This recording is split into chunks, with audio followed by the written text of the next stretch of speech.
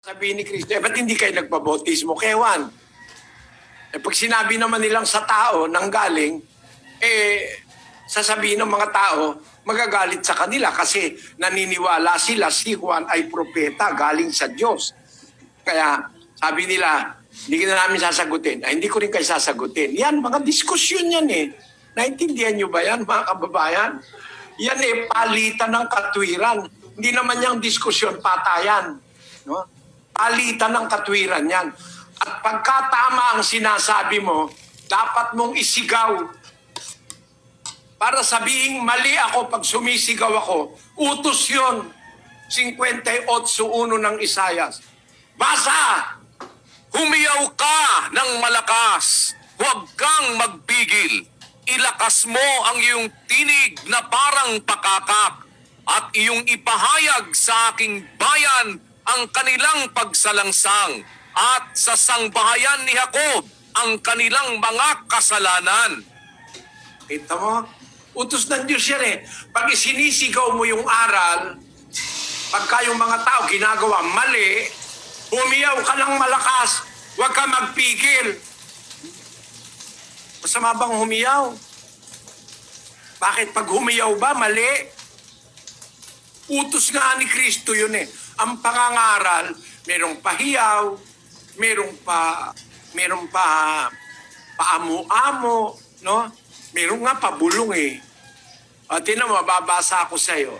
Ang sabi ng propeta Isayas tungkol kay Juan Bautista sa Isayas, Kapitulo 40, versikulo 3. Ang tinig ng isang sumisigaw, ihanda ninyo sa ilang ang daan ng Panginoon. Pantayin ninyo sa ilang ang lansangan para sa ating Diyos. Si Juan Bautista, ang tinig na sumisigaw sa ilang, ang tinig na nambobola sa ilang. Magandang salita, mga kapatid. Tayo lahat kay Kristo, ligtas na tayo. Hindi ganon. Ang bobola ng mga gagong pastor yun, ligtas na raw sila. Hindi ka pa nga ligtas sa COVID, ligtas ka na. Merong ganyang mga pastor eh. Binobola tao. Roma, pakinggan nyo, 16-18.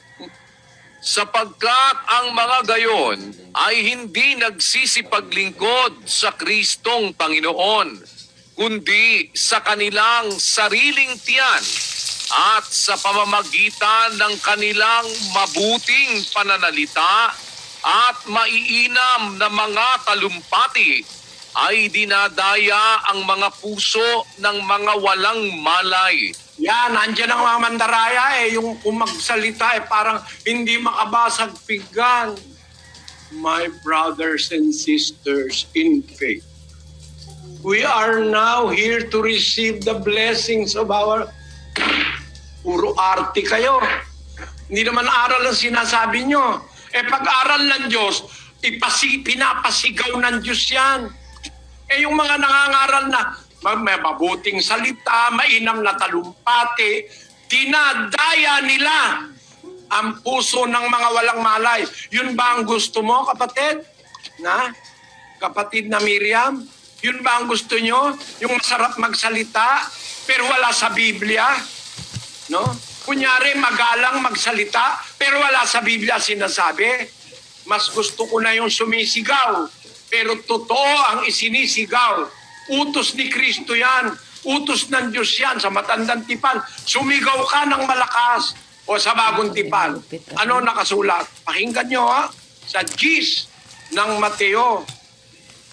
Gis 26. Huwag nga ninyo silang katakutan, sapagkat walang bagay na natatakpan na hindi mahahayag at natatago na hindi malalaman.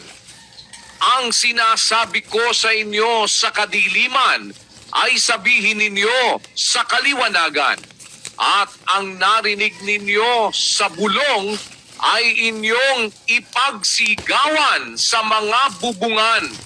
Ang sinabi ko sa inyo sa kadiliman, sabihin nyo sa kaliwanagan, kasi hindi naman lahat ng oras may ilaw ang mga apostol at si Kristo.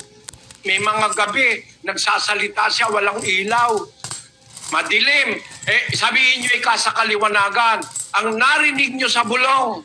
Bakit? Paggabi na, baka may maistorbo, hindi siya masyadong naglalakas ng boses. Ipagsigawan ninyo sa bubungan. Ako raw yung nagsumisigaw, nakikipagdebate, kaya ayaw sa akin ng born again.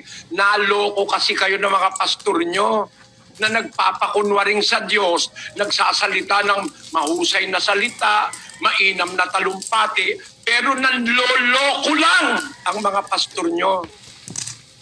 Nanloloko. Lalong nanloloko pag sinabing masama raw ang debate. Sino nagsabi sa'yo? Ang Apostol Pablo nga gustong patayin ng mga Hudyo dahil nakikipagtuligsaan sa mga Hudyo. Tandaan niyo ang talata 9:29 ng Gawa. Tapos, ang Panginoon Kristo, marami siyang ginawang pakikipagpalitan ang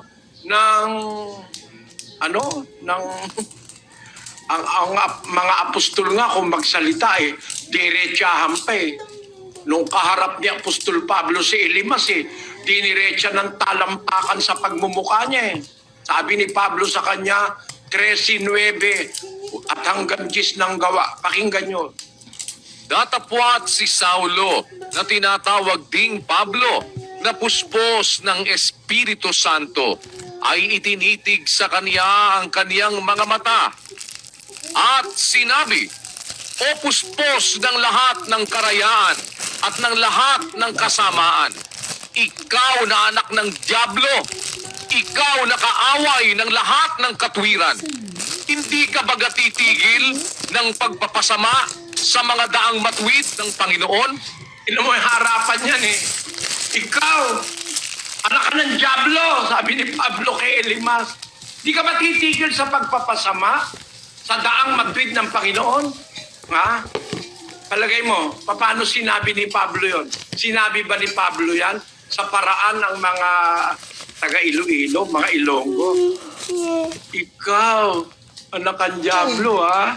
Di ka ba titigil sa pagpapasama sa daan ng Panginoon? Ganun ba? Nakangiti pa.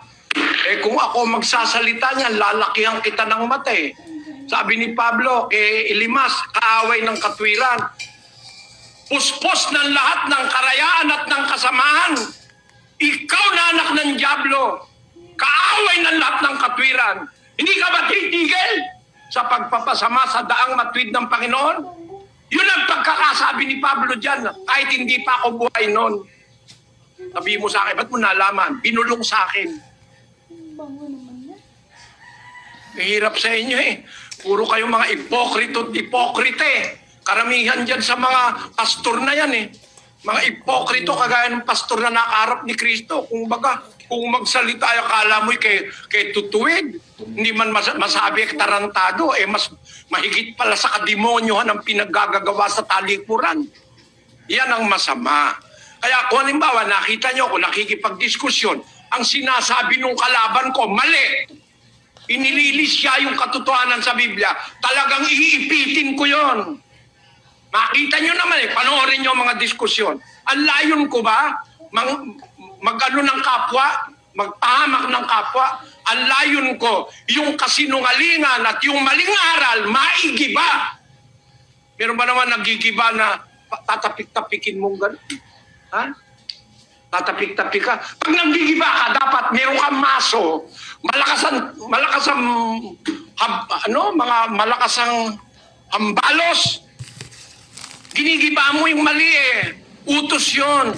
Gis ng 2 Korinto. Pakinggan nyo sa versikulo 4. Sapagkat ang mga sandata ng aming pakikilaban ay hindi ukol sa laman, kundi sa harapan ng Diyos ay may kapangyarihang gumiba ng mga kuta, na siyang gumigiba ng mga maling haka at ng bawat bagay na matayog na nagmamatay. Ayan, tignan mo bawal ang diskusyon. Hindi, nakikipaglaban nga ang mga apostol Ang sandata ng aming pakikilaban. Lumalaban ba? Lumalaban. Pero hindi ukol sa laman, hindi barilan, hindi masinggan, hindi bomba, hindi kagaya ng mga ibang iglesia. May army, papatayin ka talaga. Hindi yan ang aming pakikipagbaka. Hindi laban sa laman at dugo, kundi sa harapan ng Diyos, may kapangyarihang gumiba ng mga kuta ng